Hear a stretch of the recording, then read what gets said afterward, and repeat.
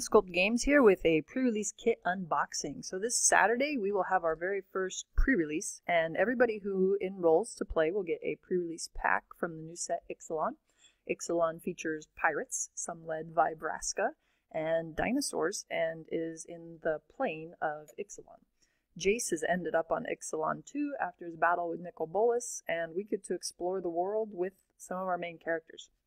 So in a pre-release pack, we're going to look inside and see what you get. So after you pull off the wrap, you'll get this box inside, which is actually a pretty nice storable box. It's got the magic logo for it, and a nice top, so you can keep this type of thing. And then inside, you're going to see a spin down D20 with the Ixalan compass on it, and you're going to see a pre-release promo. Now these are nice.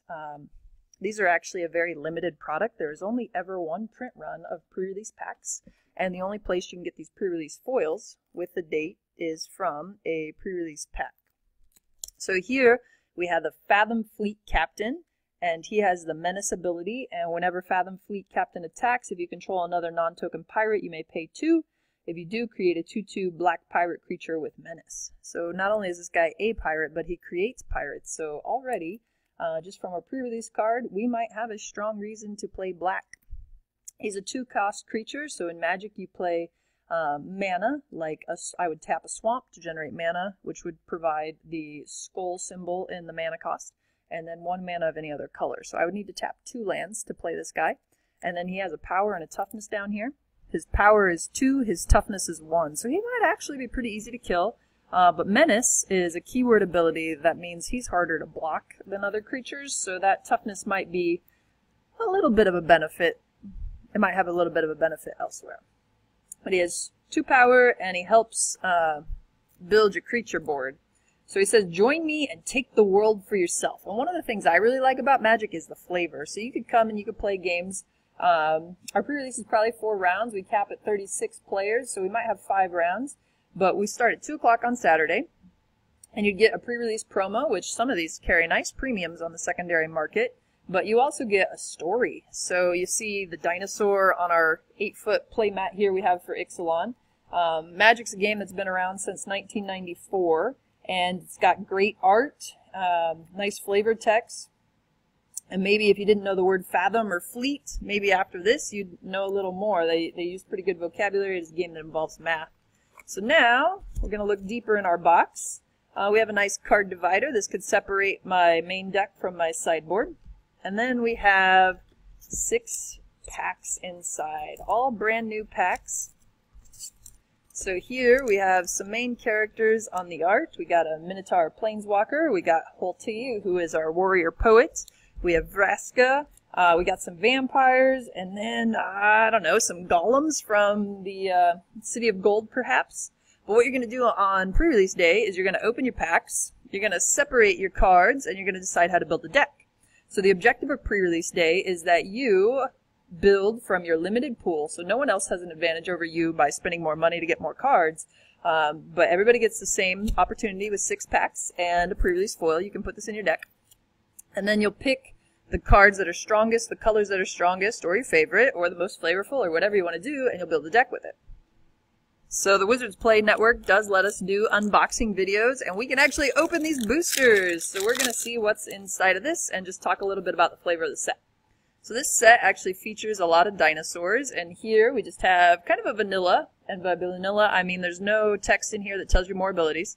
We have a Raptor Companion, so this costs 1 white and 1 other, 2 mana to play it, and it's a 3/1 creature. So this creature is actually pretty nice and limited because its power outweighs its casting cost. So this is a nice curved creature if I think I can be faster than my opponent. So I'm going to put this in my white section up here. And then I have a creature that does have an ability in the box. I have a flying creature, a Siren Lookout, 3 mana card, so I could play this on the 3rd turn probably. It has 1 power, 2 toughness, and when Siren Lookout enters the battlefield, it explores. So that's a keyword ability that's common to Ixalan, and that means I'd reveal the top card of my library, put that card into your hand if it's a land, otherwise put a +1/+1 counter on this creature, and then put the card back into its graveyard. So either I'm getting a land, or this comes in as a 2/3 flyer for 3, so that's decent. We've got a Ravenous Daggertooth, so this is my second dinosaur. Maybe I'll end up with a dinosaur tribal theme, but remember, pirates. I got a pirate in my pre-release foil. So this is a 3/2 for 3, and whenever Ravenous Dagger Tooth is dealt damage, you gain 2 life. That's decent. Costly Plunder. Now I like this because the art has Vraska on it, and she's a pirate here, and plunder is a good word for learning. So if you're a parent thinking, should I let my kid play Magic? Costly Plunder, this is a theft of some type, or a loot acquisition of some type that's costly. So let's read the flavor. As an additional cost to cast Costly Plunder, sacrifice an artifact or creature. So there's some sacrifice in a Costly Plunder, and then you draw 2 cards. So there's a benefit to a plunder, but because it's a Costly Plunder, it costs her something. And I like flavor text too. No Lock of Iron is a match for Vraska's Will of Stone. So I guess she gets lots of plunder. So here, the ability to draw 2 cards is nice, but it might cost me a lot and limited to sacrifice an artifact or creature. So we'll see if that ends up being one of the cards I go for. So in a pre-release, I would actually keep looking through my cards and sticking them in color sorting. This is an artifact, so this could play in any of the 5 colors. I could play with colorless mana. And I'm just going to start piling on some of my cards here till maybe I get to some more exciting ones. Now this card is an enchantment, so this actually goes on top of a creature and then benefits the creature, or to its detriment. But if I played this on my Territorial Hammer Skull, I would end up giving the creature +2/+2 in haste. So I would have a 4/5 creature, because I would add the bonus to the power and toughness, and in Magic, your opponent starts at 20 life, and you're trying to get them down to 0. So a creature with 4 toughness does 1/5 of that job if it gets through. Alright, so that's my first red card. I'll stick it down here. Now here, we've just changed into the uncommons in our pack. So I have my first silver symboled card, which is an uncommon, and it's Lookout's Dispersal. So this costs 1 less to cast if you control a pirate. That might go good with my pre-release card. Counter target spell unless its controller pays 4. Sometimes in Limited, a counter spell really changes the game. It depends if you have the mana or not for it, but this is an uncommon. So my commons have a black symbol, my uncommons have a silver symbol. Some uncommons are worth $2. Most uncommons you could probably trade uncommon for uncommon and not end up too far behind. So this is another uncommon. You usually get 3 uncommons per pack. Dark Nourishment deals 3 damage to target creature or player. You gain 3 life. So this could be creature removal plus life gain. It is an instant. That means I can play it at any phase of the game, pretty much. But I can respond to things with it. I can play it during combat. Instants are generally better than sorceries in terms of combat tricks, especially in Limited. 5 mana is a little steep, but sometimes creature removal really does matter, and life gain can be a big advantage in Limited. So I'm going to stick that over there. Then I got a Bellowing Aegisaur. Oh, that's a cool dinosaur. Take a look at that art. It's pretty beautiful. I like dinosaurs personally. An Ankylosaurus is probably my favorite dinosaur. But here, this is a 3/5 creature for 6. So that's a little steep already, I feel. Let's read it. Whenever Bellowing Aegisaur is dealt damage, put a +1/+1 counter on each creature you control.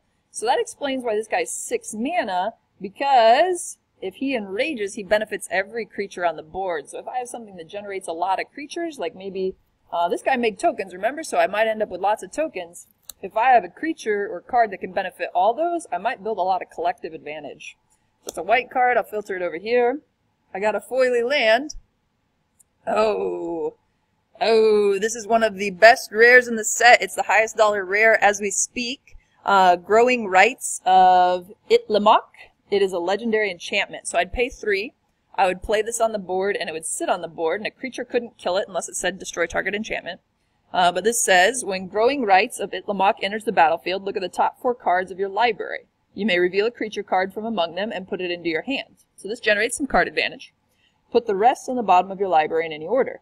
At the beginning of your end step, if you control 4 or more creatures, transform Growing Rights of Ixalan. So this helps me find creatures, and if I get to 4 or more creatures, it is very good. Do you know what the other side of this card is? If you've played an Urza Saga like I did when I was 13, this is a very exciting card. Ixalan, Cradle of the Sun. Yes, that's like Gaia's Cradle. This is a legendary land, so I can only have 1 of it, and it should feel pretty special. And oh my gosh, I really want a foil of that, because check out that border and that art. I like foils, and this one would be gorgeous. So, for 1, tapping this, I could add a green to my mana pool, just like a forest. But it's way, way better than a forest, because I can also tap it for green and add 1 green. Sorry, I can tap it to add green to my mana pool for each creature I control. I have run Gaia's Cradle and Elf decks for years, and it is a powerhouse. You've got to understand that adding green for each creature in your control is a huge benefit.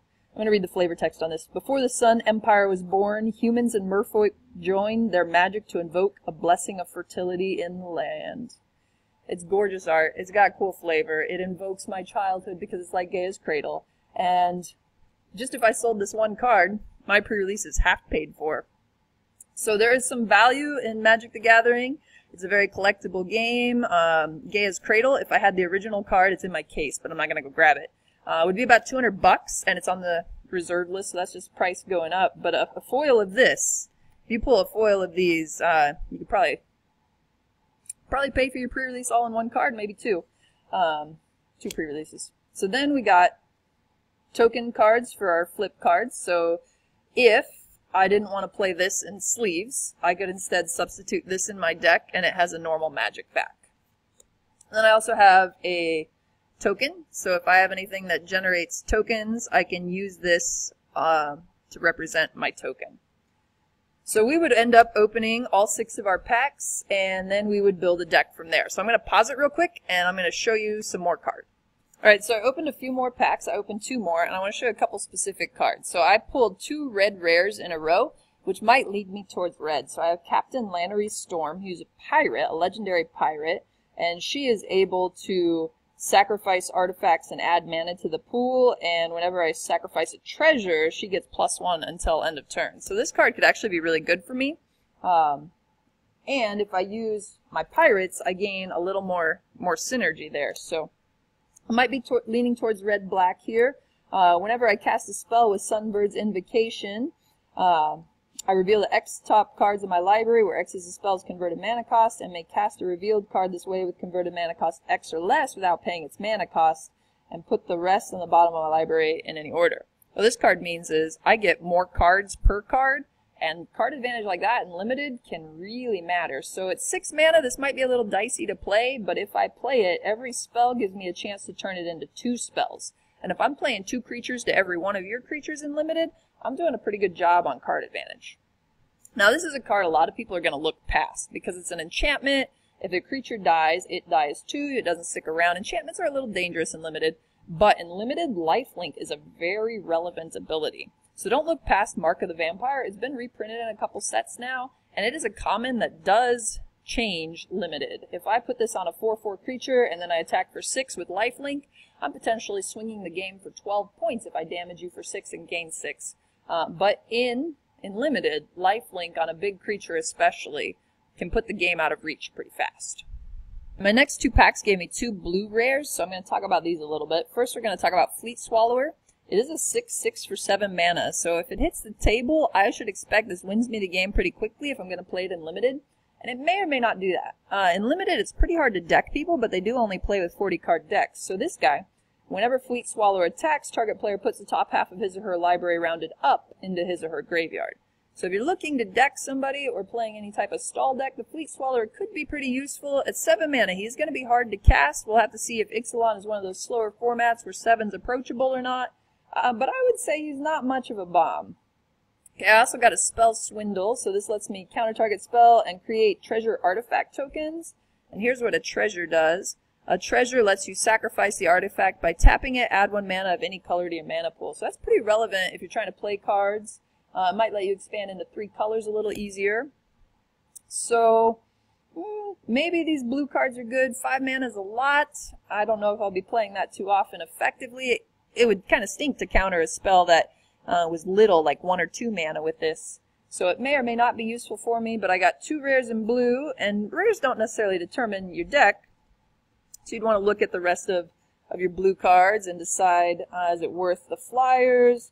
Is it worth being able to give your creatures hexproof and countering a destroy creature spell? An air elemental is pretty good. Being able to fly is a nice evasive ability. And I just look at my cards and I'd start to decide what direction I want to put my deck in. So this is my last pack, and I've pulled out the last 7 cards. One of those is a land, one of them is a token, but the rest of these are very interesting to what we're doing. So this card is Unclaimed Territory in foil, and this is a high value card for me. So this Unclaimed Territory is an original printing. This card's never been printed before, and as a foil, if this is not shuffled in a deck, this will actually be very valuable in a couple years and increase in value. Foils are pretty good long-term holds as long as they're kept nice, but shuffling them does affect their value, so you have to decide how you want to use it. Beautiful card, though. Take a look at that. So this gives me a colorless mana anytime I want, and then I can choose a creature type, and then I can add 1 mana of any color to my mana pool to play creatures of that chosen type. So I could choose pirates, I could choose dinosaurs. In a different format, I could choose elves. This card is very good and allows you some diversification in your colors. So nice pull for me. Between this and my growing rights of Ixalan, I probably have my pre-release pretty paid for if I were to sell my cards or trade them in at Mind Sculpt Games. We buy, sell, trade here. I did get a Vampire Soldier. Nice guy. Probably going black-red in this deck if I had to say it. And then my last rare is a Human Pirate. He lets me exile 2 cards from an opponent's graveyard, and then he explores. So he's cheap. He's a 1-mana card, but he can give me some long-term advantage. If I can get some free lands out of that, that'd be a huge benefit. So what I do after I opened up all my cards, these are gold cards. They take more than 2 colors to play. Look at those beautiful dinosaurs. We got a Brontodon and a Raging Swordtooth. Those are pretty cool. But I would look through all my cards and I would decide what I wanted to play. I'd aim for about 17 creatures maybe, a few spells. I'd probably want about 23 cards from this pool that aren't lands, and then I would add 16 to 18 lands depending on my curve, and then I'd shuffle them up and play them and see how I did. Pre-releases really are about the fun, about the cool promos, about the new set and the excitement. This pre-release is about helping your local game shop reach advanced as a WPN ranking and helping us grow. But remember, you get the cool spin down, you get the box, you get the friendly experience, and we are hoping you will join us for a pre-release on Saturday the 23rd at Mind Sculpt Games, 1401 Main in Great Bend.